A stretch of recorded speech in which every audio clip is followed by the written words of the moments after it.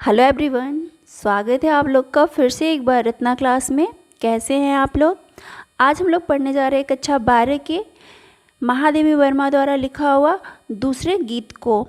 ये जो दूसरा गीत है वह महादेवी वर्मा की रचना दीपशिखा से ली गई है। इस गीत में भी महादेवी वर्मा ने अपने पहले गीत की ही भांति बताया है कि यह जो साधना का, जो जीवन रूपी साधना का मार्ग होता है वह सदैव कठिनाइयों से भरा होता है, किंतु यह कठिनाइयाँ जो है वह उन्हें इस पे आगे बढ़ने से रोक नहीं सकती, क्योंकि वह इस पे जब आगे बढ़ती है तो अपने अंदर एक दृढ़ संकल्प को लेकर के आगे बढ़ती हैं। तो देखते हैं, पंथ होने दो अपरिचित, प्राण रहने दो अकेला। महादेवी वर्मा कहती हैं कि हे प्राण, जब तुम इस साधना रूपी मार्ग पर चलोगे तो तुम्हारे लिए यह पंथ यानी मार्ग जो है वह अपरिचित होगा। अर्थात तुम इस मार्ग को जानते नहीं हो, फिर भी तुम इसे अपरिचित ही रहने दो और प्राण रहने दो अकेला। और तुम जब इस पे चलोगे तो स्वयं को अकेला पाओगे, तब भी तुम घबराना नहीं, तुम्हें अकेले ही इस साधना के मार्ग पर आगे बढ़ना है।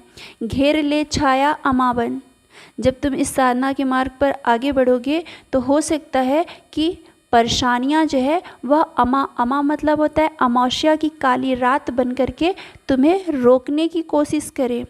आज कज्जल अश्रुओं में रिमझिमाले यह घिरागन, या फिर हो सकता है कि यह परेशानी रूपी घिरा हुआ घन अर्थात जो बादल है, परेशानियों का घिरा हुआ बादल जो है वह तुम्हें इतना परेशान कर दे कि तुम्हारे आँखों से अश्रुओं की बरसात होने लगे, फिर भी तुम्हें इस साधना के मार्ग पर रुकना नहीं है।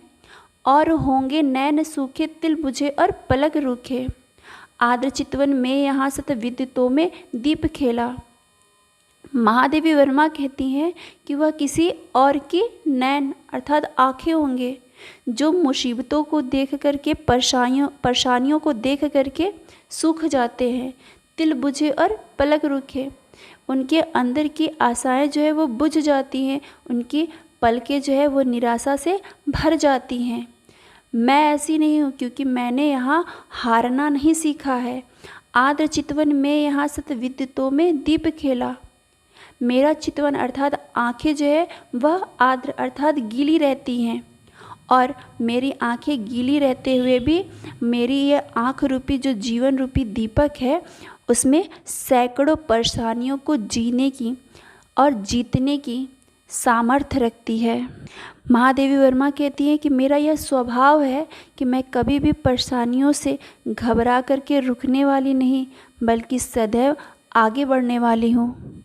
अन्य होंगे चरण हारे, और है जो लौटते दे सूल को संकल्प सारे। महादेवी वर्मा कहती हैं कि वह और किसी के पैर होंगे, चरण होंगे जो इस साधना के मार्ग पर चलते हुए हार जाते हैं, और है जो देते दे सूल को संकल्प सारे। वह कोई और मनुष्य होगा जो इस साधना के रास्ते पर चलता है, और जब सामने मुसीबतें आती हैं, परेशानियां आती हैं, सूल मतलब होता है कांटा, तो कह रहे कांटा यहाँ परेशानियों को कहा जा रहा है, तो कह रहे कि वह कोई और होगा जो परेशानियों के आने पर अपने दृढ़ संकल्पों को छोड़ करके हट जाते हैं। दुखी व्रत निर्माण उन्मद, यह अमरता नापते पद। निर्माण उन्मद, उन्मद मतलब होता है इच्छा से युक्त।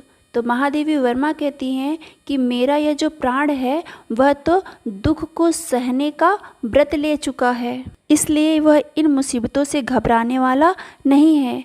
मेरे ये जो चरण है, मेरे ये जो पैर है, वह सदैव इस साधना के अमर रास्ते को नापते रहेंगे और नापते हुए आगे बढ़ते रहेंगे। बाद देंगे अंक संतृप्ति, ये तिमिर में स्वर्ण वेला। मेरे ये जो पैर हैं, मेरे ये जो चरण है, वह इस संसार की, संतृप्ति मतलब होता है संसार और अंक मतलब होता है गोद। तो कह रहे कि इस संसार में, संसार की गोद में जो लिखा है से तिमिर में स्वर्ण वेला, जो तिमिर अर्थात अंधकार फैला हुआ है। महादेवी वर्मा कहती है कि इस संसार की गोद में जो अंधकार फैला हुआ है उसे हमारे ये जो कदम है वह सुनहरी प्रभात में, सुनहरी सुबह में बदल देंगे। मेरे हृदय में ऐसा दृढ़ विश्वास है।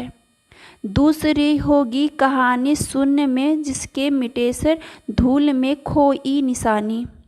महादेवी वर्मा कहती हैं, अपने अंदर और भी उत्साह भर करके कहती हैं, दूसरी होगी कहानी। कह रही कि वह किसी और हारे हुए व्यक्ति की कहानी होगी, जिसके शून्य में, जिसके मिटे सर, जिसके स्वर जो है, जिसके अंदर का जो उत्साह है, वह इस शून्य आकाश में खुद को अकेला समझ करके मिट जाते होंगे। धूल में खोई निशानी, और उसके कर्म रूपी पैरों की निशानियाँ जो हैं वह समय रूपी धूल से मिट जाती होगी। महादेवी वर्मा कहती हैं कि वह किसी हारे पुरुष की पैरों की निशानियाँ, हारे पुरुष की कहानी होगी, जिसके उत्साह रूपी स्वर जो है खुद को अकेला पा करके इस शून्य आकाश में मिट जाते होंगे। वह किसी और के कर्म रूपी पैरों की निशानियाँ होंगी, जो समय रूपी धूल में मिट जाती होंगी। आज जिस पर प्रलय विस्मित मैं लगाती चल रही नित, मोतियों का हाट और चिनगारियों का एक मेला। प्रलय विस्मित मतलब होता है प्रलय को भी आश्चर्य हो रहा है। मोती हाट मतलब होता है बाजार। तो महादेवी वर्मा कहती हैं कि आज जिस पर प्रलय विस्मित मैं लगाती चल रही नित, मोतियों का हाट। कह रहे हैं कि मेरा यह जो जीवन है उसमें हमने सुख रूपी मोतियों का हाट अर्थात बाजार लगा रखा है, और चिनगारियों का एक मेला। और हमने अपने दृढ़ संकल्पों से अपने जीवन में उत्साह रूपी चिनगारियों का मेला लगा रखा है, और जिसे देख करके आज प्रलय को भी आश्चर्य हो रहा है। महादेवी वर्मा कहती हैं कि मेरा ये जो जीवन है वह सुख रूपी, मैं अपने जीवन को सदैव सुख रूपी मोतियों से सजा करके रखा है, और अपने जीवन को उत्साह रूपी चिनगारियों का एक मेला बना रखा है, और जिसे देख करके अर्थात मेरे अंदर के साहस को, मेरे अंदर के उत्साह को देख करके आज के प्रलय को भी आश्चर्य हो रहा है। हास का मधुदूत भेजो, रोष की भ्रूभंगिमा, पतझर को चाहे सहेजो, ले मिलेगा उर अचंचल, वेदनाजल स्वप्न सतजल, जान लो यह मिलन एकाकी, विरह में है दुकेला। पंथ रहने दो अपरिचित, प्राण रहने दो अकेला। महादेवी वर्मा यहाँ परमात्मा से कहती हैं कि हे प्रभु, हास का मधुदूत भेजो। मैं अपने उत्साह से, अपने साहस से भरी हुई हूँ। आपसे मिलने के लिए मुझे आप हास का मधुदूत भेजो। प्रसन्न होकर के हमें बसंत ऋतु के दूत को लेने के लिए भेजो, अर्थात हमें सुख से बुलाओ। रोष की भ्रूभंगिमा, पतझर को चाहे सहेजो, अर्थात रोष की भ्रूभंगिमा अर्थात क्रोधित होकर के अपने भाव को टेढ़ा करके दुख देने वाले पतझर को चाहे हमें लेने के लिए भेजो, अर्थात आप हमें चाहे खुशी से अपने पास बुलाओ या हमें दुख से अपने पास बुलाओ। ले मिलेगा और अचंचल, वेदनाजल स्वप्न सत्तर। मेरा यह जो स्थिर मन है, अचंचल अर्थात मेरा यह स्थिर और अर्थात हृदय है, वह वेदना अर्थात दुख रूपी जल को और स्वप्न सतदल और स्वप्न रूपी कमल को ले करके आपसे जरूर मिलेगा। जान लो यह मिलन एकाकी, विरह में है दुकेला।